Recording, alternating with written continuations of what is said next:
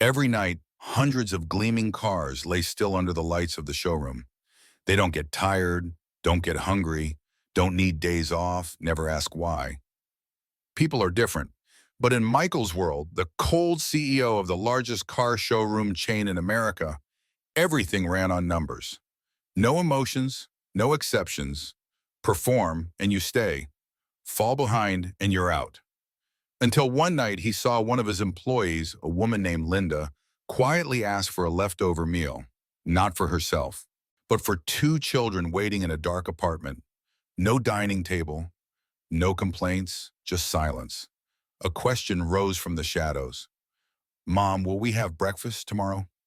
And for the first time in years, Michael, the man who believed in nothing but performance, had no answer. 10 p.m., the cold white ceiling light poured down on the polished gray tile floor of the showroom. Luxury cars lay motionless, reflecting the light like emotionless steel creatures. The outer glass doors were locked. The intercom system was off. No more footsteps, no chatter, no sales pitches.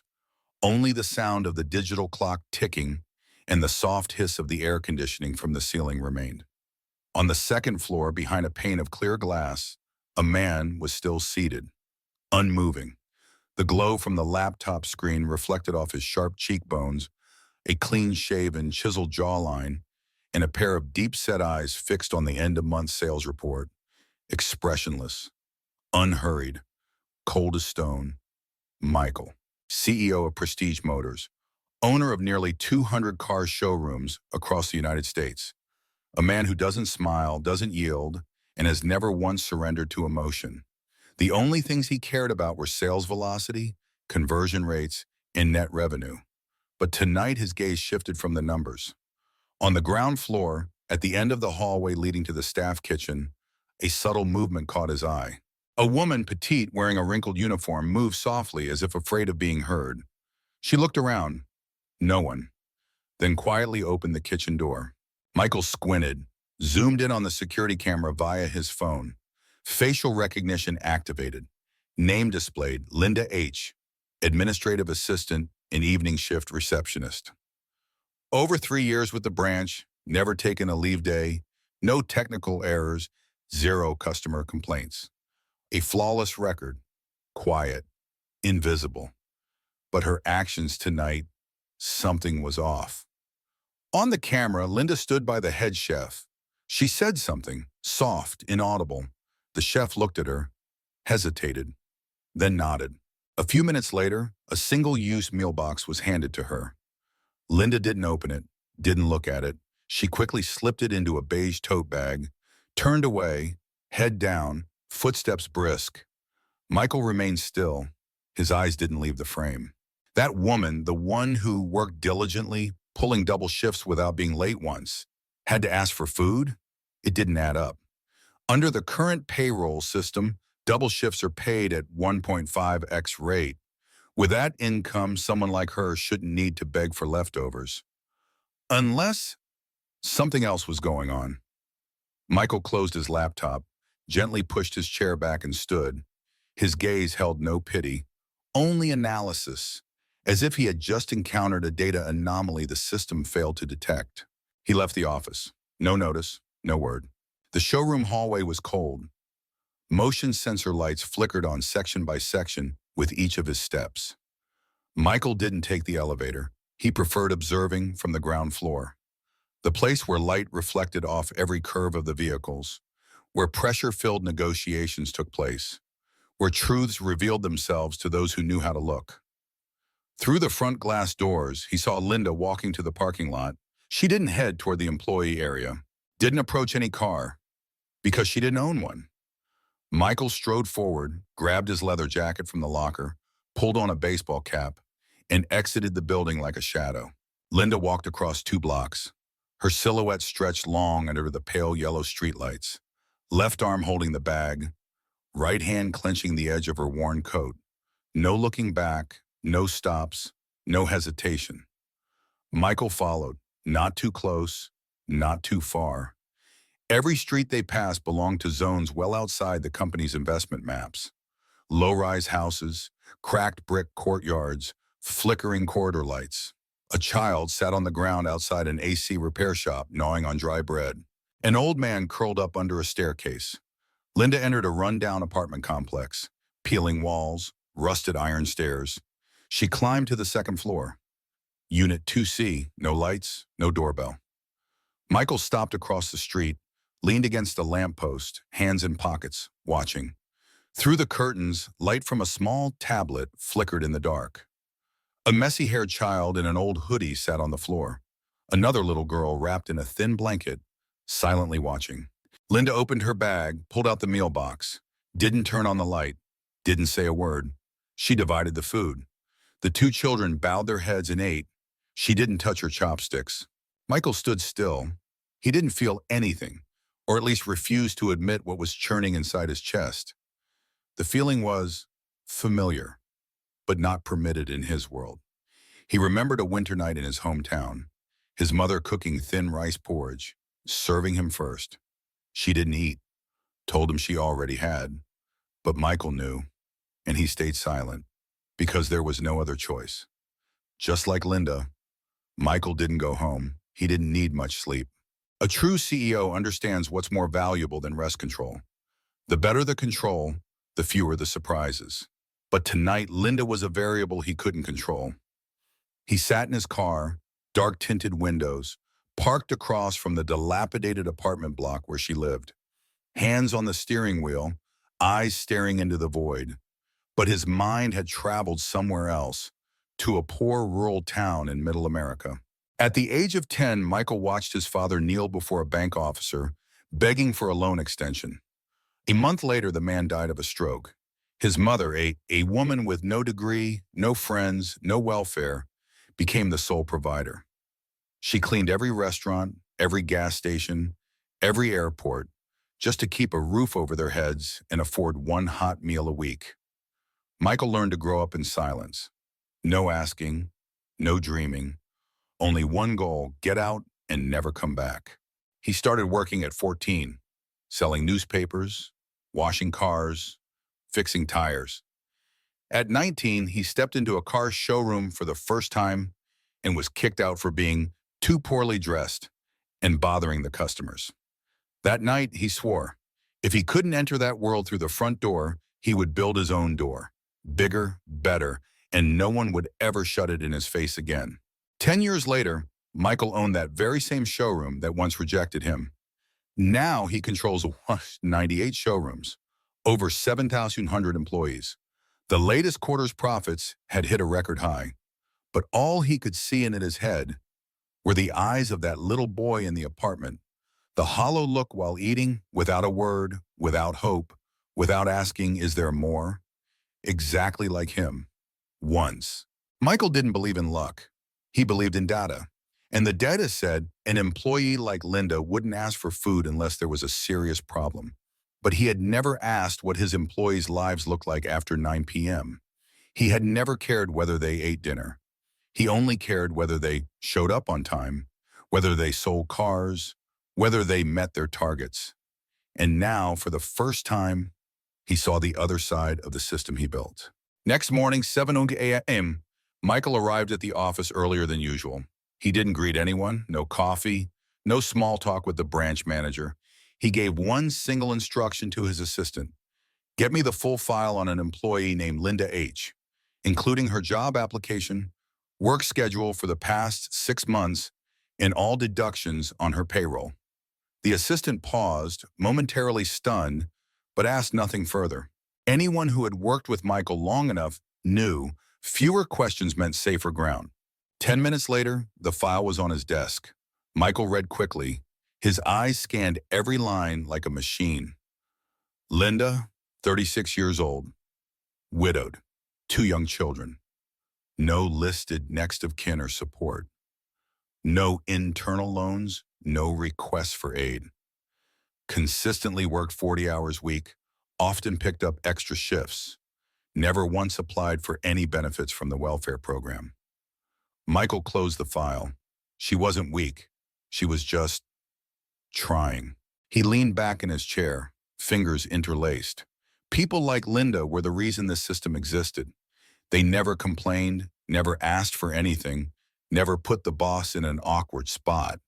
And because of that, they were the first ones crushed by the system. Michael didn't make a habit of helping individuals. He ran things like an architect of a vast network. If someone was too weak, they got filtered out. That was the rule, but something was making that rule memory. The boy in the apartment last night, looking at his mother as if she were the last person keeping him from sinking completely. Michael hadn't saved his own mother, but maybe now he could save someone, and those two children. For the first time in years, Michael wasn't thinking about revenue. He wasn't thinking about profit margins or staff turnover rates. He was thinking about dinner and wondering how many Lindas were out there in his system that he didn't know about. No warning, no notice to the branch manager. Michael called the front desk directly and asked for Linda to come to the executive office. She arrived in 4 minutes. Uniform freshly pressed, hair neatly tied, makeup barely there, but the dark circles under her eyes couldn't be hidden. Her hand trembled slightly as she knocked. Michael didn't look up from his screen. "Come in." The door closed. Linda stood straight, hands clasped in front of her. She didn't speak. She was used to the silence from higher-ups and knew the unspoken rule. Speak only when spoken to. Michael continued typing. Still didn't look up. No expression. "Do you know why you're here?" Linda hesitated. I'm not sure, sir." He stopped, looked up, his gaze sharp as a blade. "Last night you took leftover food from the kitchen. Without permission, without reporting it. Do you realize that's a violation of company policy?" She froze like an electric shock. Her throat went dry. I only asked for food that would have been thrown out. I didn't mean to break the rules. I'm truly sorry." Michael leaned back in his chair, fingers interlocked. "I saw you, with my own eyes. Followed you from the showroom to apartment 2C Garden Heights." Linda went pale, speechless. She stared at him without blinking. "I saw the two children, too." The room went still. Linda took a deep breath, then lowered her hands. "Yes, they're my children. I'm not lying. I didn't steal. I've worked all my hours. I never asked anyone for money. It's just, I had no other choice." Her voice wasn't pleading, not humiliated, just hoarse and hard, like sharpened stone. Michael looked at her for a long time. "Why didn't you speak up?" "Who would have listened? Who am I here, a receptionist, a widow? I used to believe that if I just worked hard enough, did enough, I wouldn't be left behind. But in the end, I still had to ask for leftovers." She paused, then looked up, eyes red, but gaze unbroken. "Are you going to fire me?" Michael didn't answer right away. He stood, slowly opened his desk drawer, and pulled out a thick envelope. No logo, no stamp. He slid it across to her. "This isn't a bonus. This isn't charity. It's a scholarship package for your two children. Includes tuition, transportation, and basic living costs for 1 year. If you accept." Linda didn't touch the envelope. She stared at him as if unable to believe it. "Way up. Because I used to be a child like yours, ate rice with water, did homework by candlelight. My mother died from working too hard, and no one ever asked her what she needed." He paused, voice still cold. But there was a fracture in his eyes. "I'm not helping you out of pity. I'm helping because you never asked for anything and still worked like you didn't need anyone. People like that are worth investing in." Linda didn't move. Her eyes shimmered. "I don't know what to say." "Don't say anything, just take it. I'll take care of the rest." She stepped forward, very slowly. Her hand hovered over the envelope like it didn't belong to her. She pulled back, then placed it down again. "You're not afraid I'll take advantage of your kindness?" Michael let out a cold laugh. "I have enough systems to know who's telling the truth. You don't have to play the victim." "You're not. You're just someone no one ever asked, right?" Linda bit her lip, didn't nod, didn't shake her head. He turned away, looking out at the gleaming rows of cars below the showroom. "You can go back to your shift. Tomorrow, HR will reach out. As for the kids, I want to meet them, not to assess, but because I need to know who I'm placing my trust in." Linda nodded just slightly. She picked up the envelope, held it to her chest like holding on to life itself. As she stepped out of the room, Michael sat back down and opened his laptop. But his fingers didn't move.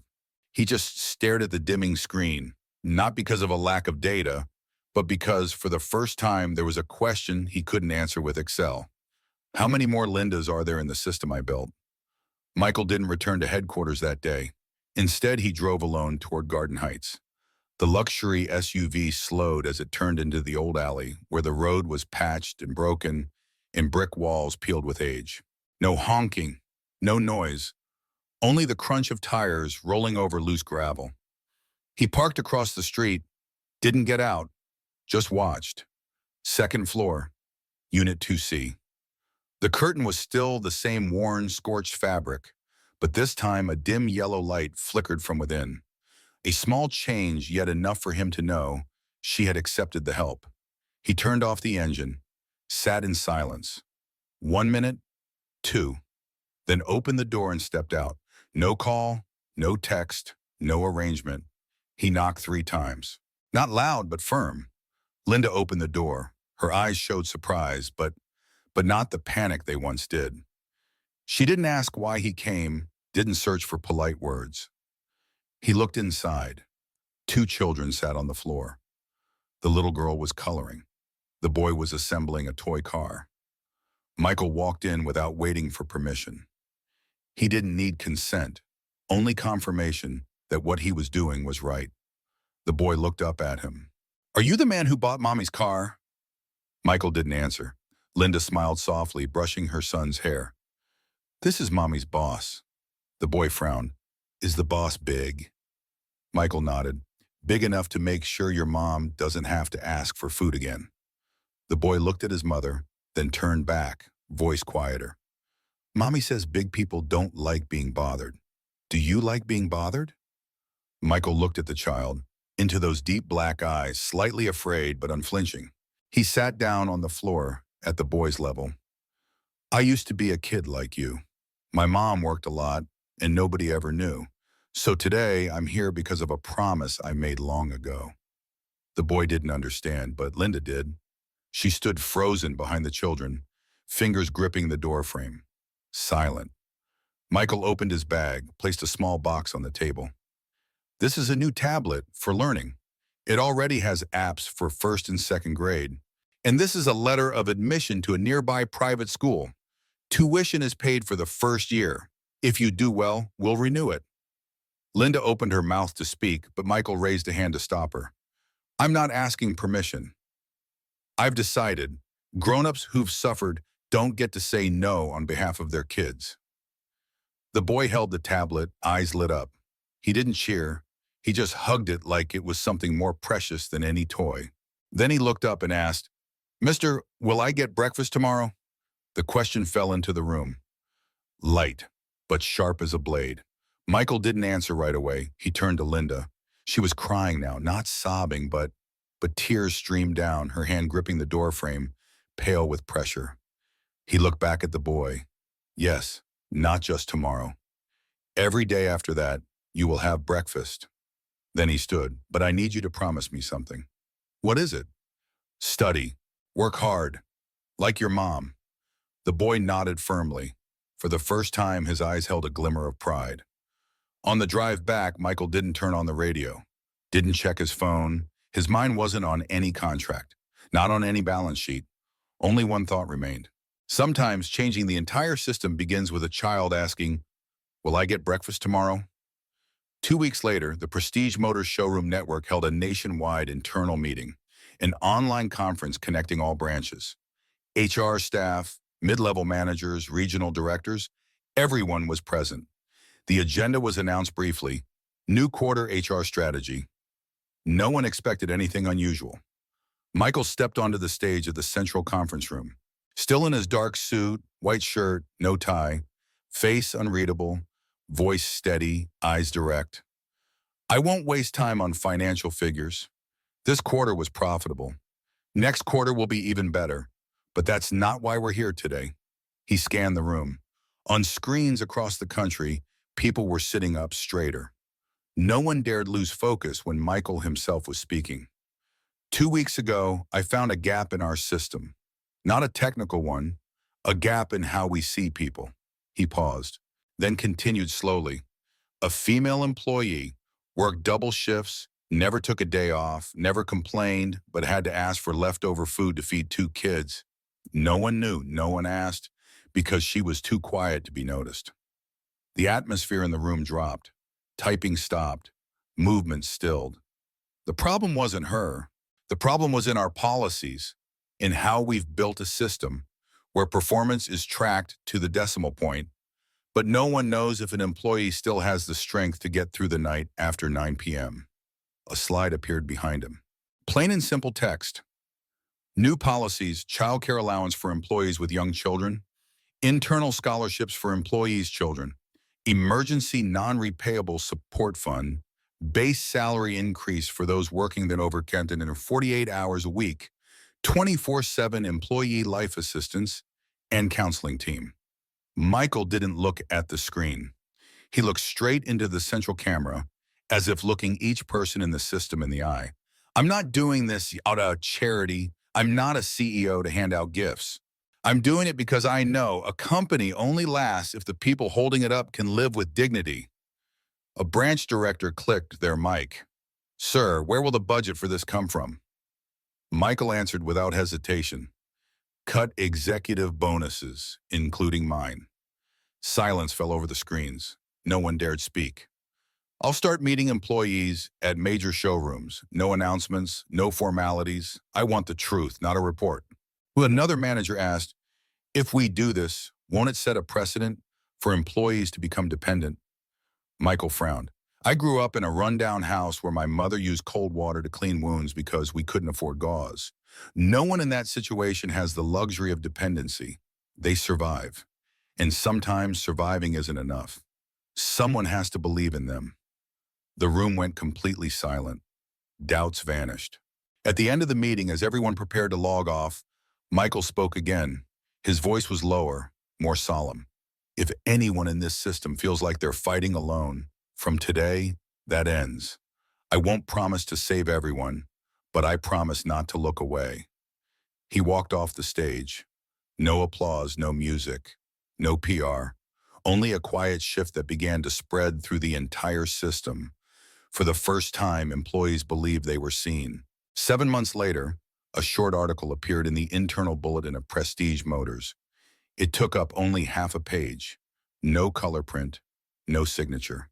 Title, A Morning at Apartment 2C. Beneath it was a photo taken from behind. Calling from behind, Michael seated on the floor of a small apartment, sleeves rolled up, helping 2 children assemble a plastic model car. Linda stood in the kitchen doorway, holding a dish towel, smiling. No posing, no performance. Right below the photo was a short excerpt, unsigned. Not every car runs on gasoline. Some run on a mother's promise, on the innocent question of a hungry child, and on the quiet decision of someone long used to being cold, but still instinctively stops when they see something wrong. Michael made no comment on the article. He never brought up the story again in any meeting. He returned to his usual habits, unannounced showroom visits, simple attire, quiet observation. But the system had changed. Reception desks across branches now had anonymous drop boxes labeled Breathing Corner. Mid-level management training programs added a new module, Reading Employee Emotions. And at headquarters, once a month, the CEO would meet with 5 randomly selected employees, regardless of rank. During one of those sessions, a young technician asked bluntly, "Why did you change the way you run things?" Michael was silent for a moment. Then he answered, "Because once I heard a child ask his mother, 'Will we have breakfast tomorrow?' And I didn't have an answer fast enough." He looked around the room. If a company forces its people to live in silence and fear, then no matter how big its brand promise is, it's just an empty shell. Another employee asked, "Do you really think kindness can run a giant system like this?" Michael gave a faint smile, one of the rare ones, cold but not rigid. No, kindness doesn't run the system. But kindness is the only thing that makes people want to stay in it. No one responded. But the air had shifted. That night, back at the office, Michael opened his laptop. At the top of his inbox was an unread email from Linda. Just one line. "Thank you for not asking if I deserved it, but choosing to do what's right." Michael didn't reply. He simply saved the email into a folder titled Living Files. Then he stood, looking out at the darkened showroom, the cars resting silently under soft lights, and turned away, locking the door behind him. Not to leave, but to begin again. Don't build a business on payrolls and financial reports. Build it on how you treat the smallest people in the system. Not every CEO needs to play the hero, but if you have the courage to face the truth after hours and the clarity to pause at a question that seems simple, will we have breakfast tomorrow? Then you're already different. Michael's story isn't about charity. It's a reminder a true empire is only strong when the one who built it still holds the instincts of a human being. Do what's right, not because someone is watching, but because someone is living because of it.